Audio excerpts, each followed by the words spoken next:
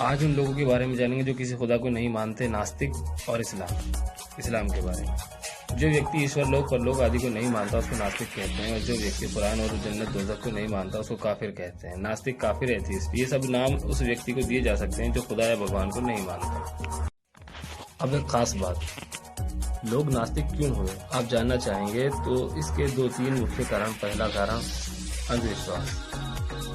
जो मजहब दुनिया में चले हैं उनमें उन मजहबों में अंधविश्वास, इस अंधविश्वास ने भी इस चीज को बढ़ाया। दूसरा कारण, किसी भी बात को बिना प्रूफ के नहीं मानना, और मेरा अपना माइंड, मेरी सोच, मुझे जो समझ में आता है मैं वो करता हूँ। जैसे आप अक्सर सुनते होंगे लेडीज बोलती है मेरा जिस्म मेरी मर्जी।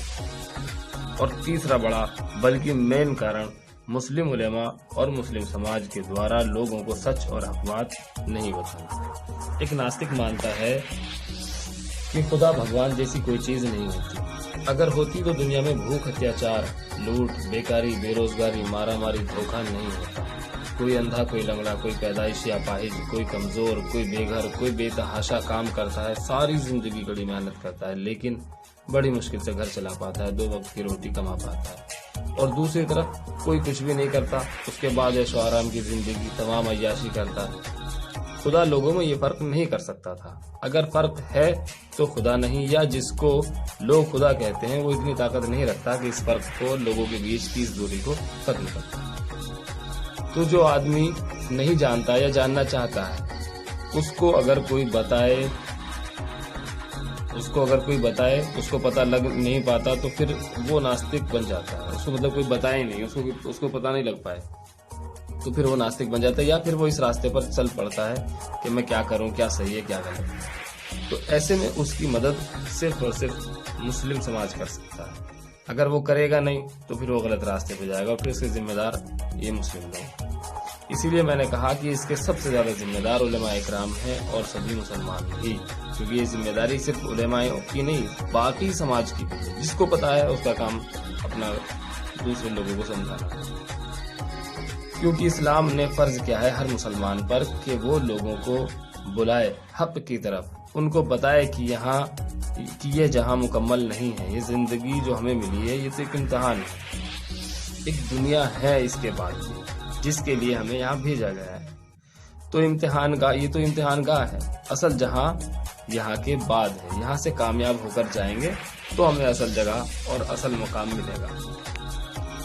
और यहाँ जितने भी लोग हैं उनका हर पल, हर लम्हा इम्तिहान जारी है। दुनिया को आप एग्जाम प्लेस समझें। यहाँ किसी को देकर के, किसी से लेकर के, किसी को ताकत से, किसी को दौलत से, किसी को दिमागी ताकत से आजमाया जा रहा है। अब जिसको मिला है उसकी जिम्मेदारी है जिनको नहीं मिला उन तक पहुंचाए। ऐशो आराम, आलिशान घर, शानदार फर्नीचर या डेकोरेशन उसको उसके इम्तिहान में फेल करा देंगे, क्योंकि जिस पैसे को उसने अपने ऐशो आराम पर खर्च किया वो उसको दूसरों को देने के लिए मिला था।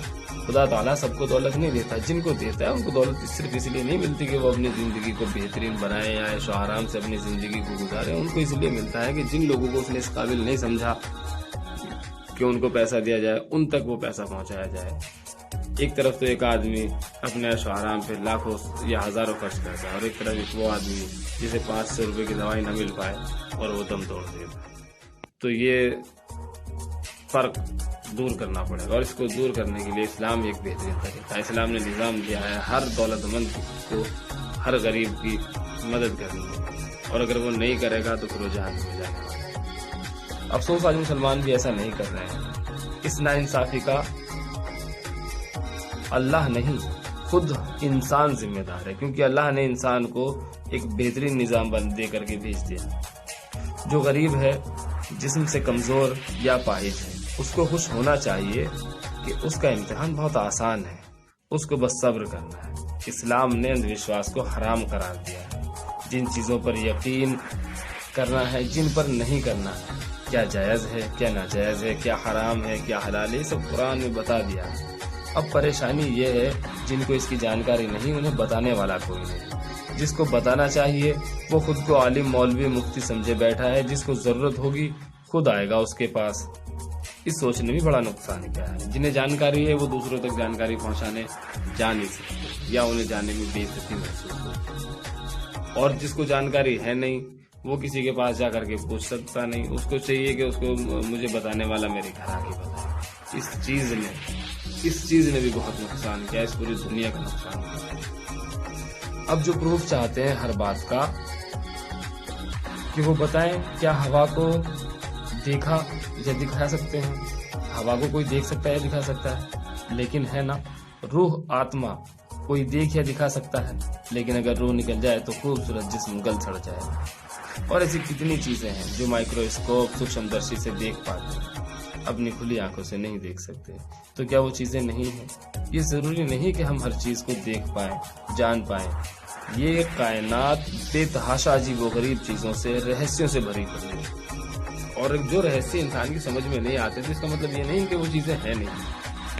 और रही बात साइंस की कि सिर्फ साइंस को ही मानेंगे, तो साइंस ने जिन चीजों को पिछले 100-200 सालों में बताया, कुरान 1400 साल पहले बता चुका है। ये बात और है कि मुसलमान उन बातों को लोगों तक पहुंचा नहीं पाए या खुद भी जान नहीं पाए, लेकिन जो पहले नहीं हुआ वो अब होना चाहिए। मतलब जिन लोगों को समझ आ गई, हमारी जिम्मेदारी है तौहीद लोगों तक पहुंचाना, लोगों को बताना। जमीन जो शेद में गोल है, कुरान 1400 साल पहले बता चुका है। सूरज की रोशनी खुद की, चांद की रोशनी खुद की नहीं, रिफ्लेक्टेड लाइट है। कुरान 1400 साल पहले बता चुका है। माँ के पेट में बच्चा कैसे शक्ल पाता है, कैसे बनता है, और ऐसे तमाम बातें जो कुछ सालों पहले साइंस ने साबित की, कुरान 1400 साल पहले बता चुका है, साबित कर चुका है। कुरान ने निजाम दिया, अमीर गरीब को दे, फर्ज क्या उस पर, जरूरतमंद की मदद की जाए पूरी तरह, जितनी आप कर सकते हैं। जन्नत और दोज़ख सिर्फ इसलिए है, आपने अपनी जिम्मेदारी निभाई तो शानदार जन्नत हमेशा रहेंगे, नहीं निभाई तो जहन्नुम में जाएंगे। जिस तरह मालदारों की जिम्मेदारी गरीबों पर खर्च करना है, इल्म वालों की जिम्मेदारी बेइल्मों या जिनका इल्म गलत हो गया उनकी इस्लाह करना। नास्तिक होना बेवकूफ होना है, क्योंकि आप कहते हैं कमाएंगे नहीं तो कौन खिलाएगा। जरा बताएं, आपने ऑक्सीजन का कितना पे किया है? क्या किसी इंसान ने कभी ऑक्सीजन को का कुछ दिया है? आपने सूरज की रोशनी, चांद की चांदनी का क्या दिया है? जो जिस्म आपको मिला, अगर उसके पार्ट खुले मार्केट में बेचो, करोड़ों के हैं, हार्ट, किडनी, आंखें आदि, इसका आपने किसी को पे किया? आप कहेंगे हमें हमारे माँ बाप ने पैदा किया, तो कोई तो ऐसा होगा जिसको किसी ने पैदा नहीं किया, वरना ये कुछ चीजों को भी सुलझेगी नहीं। चलो, हमें हमारे माँ बाप ने, उनको उनके माँ बाप ने, उनको उनके माँ बाप ने, ये सिस्टम कहीं तो जा करके हमें रोकना पड़ेगा। कोई तो ऐसा इंसान होगा जो दुनिया में पहली बार आया, जिसे किसी ने बनाया या किसी ने भेजा। ये सभी एक दूसरे से पैदा होते रहे, तो सबसे पहला इंसान कैसे हुआ? ये जवाब भी कुरान ने दिया। हमने आदम और हवा को बनाया, फिर उनसे कसरत से बच्चे पैदा करके रूए जमीन पर फैला दिए। ये तो आपको मानना ही पड़ेगा कि कोई तो है, ताकत है, जिसने इस दुनिया, इस यूनिवर्स को बनाया, जिसने इसकी शुरुआत की, जिसने कायनात को बनाया। हम उसको पहचानते हैं या नहीं जानते, ये अलग बात है, ये अलग मसला हो सकता है, लेकिन बिना किसी के ये कायनात नहीं बन सकती। और अच्छा, हम कायनात की बनने की भी बात करें, कैसी कायनात? देखिए, ये जमीन अपनी जगह गोल घूमती है, फिर अपनी जगह गोल घूमते घूमते एक सूरज का पूरा चक्कर लगाती है। एक तो सूरज अपनी जगह घूम रहा है, जमीन अपनी जगह घूम रही है, जमीन घूमते घूमते सूरज का एक चक्कर लगा रही है, और फिर जमीन, सूरज, चांद और ये जितने भी सोलर सिस्टम में तारे सितारे हैं, ये सब फिर अपनी अपनी जगह घूम रहे हैं। ये 4 मोशंस, इनमें से कोई एक दूसरे से कभी टकराता नहीं, कभी मिलता नहीं, अपनी अपनी जगह घूम रहे हैं। उसके बाद सीधे सीधे भी चल रहे हैं सूरज के चारों ओर। सुबह से शाम तक 24 घंटे दिन और रात भी होता है, फिर सर्दी, बरसात, गर्मी होती, पूरा साल होता है। और आज तक ये सिस्टम इसी तरह से चल रहा है, इसमें कभी कोई कमी या कभी कोई बेसी नहीं। तो क्या ये अपने आप चल गया? कोई तो ताकत है जिसने इसको चलाया है। अगर सिर्फ एथीस्ट लोग ये मान लें तो सारा सिस्टम समझ में आ जाए, लेकिन अगर किसी ने मानना ही नहीं है, किसी ने सुनना ही नहीं है, किसी ने समझना ही नहीं है, बस उसने दिमाग में बैठा लिया, जो उसी को वो गाता बजाता फिर रहा है, तो फिर इसका कोई इलाज नहीं। उन्हें सिर्फ इतना मान लेना है कि ये जमीन, ये आसमान, ये कायनात, जो वजूद इसमें आए हैं, इसे कोई तो लाया होगा। और अगर वो कोई इंसान ही होता तो क्या ये पॉसिबल लगता है किसी इंसान के ऊपर कि वो ये सारा सिस्टम बना सकता है? कोई ऐसी ताकत है जो इंसान से मावरा है, इंसान को नहीं नजर आती, इंसान उसको नहीं देख सकता। कोई ऐसी ताकत नहीं है, क्योंकि जिन चीजों को हम दुनिया में देखते हैं वो इतनी ताकतवर नजर नहीं आती कि इन पहाड़ों को खड़ा कर दें, समंदर बना दें, नदियां बहा दें, बारिशें बरसा दें। ऐसी कोई ताकत हमें जमीन पर नजर नहीं आती। जब हमें नजर नहीं आती तो वाकई कोई ऐसी ताकत है जो हमें नहीं दिखती, लेकिन इस सारे सिस्टम को चला रही है। अब इतना दिमाग पे अगर जोर डाल लें तो एथिस्ट के सवाल का जवाब उसे मिल जाएगा, और अगर नहीं मिलता तो फिर वो हमसे कहे, हमसे कांटेक्ट करे, हमसे राब्ता करे कमेंट के जरिए, या जिस जरिए भी वो कर सकता है, हम उसकी इस्लाह करने की पूरी कोशिश करेंगे। नास्तिक को समझाना आसान है, क्योंकि वो कह चुके हैं ला इलाहा, मतलब कोई नहीं है। वो कह रहे हैं कि कोई नहीं है। अब उन्हें बताना है कि अल्लाह है।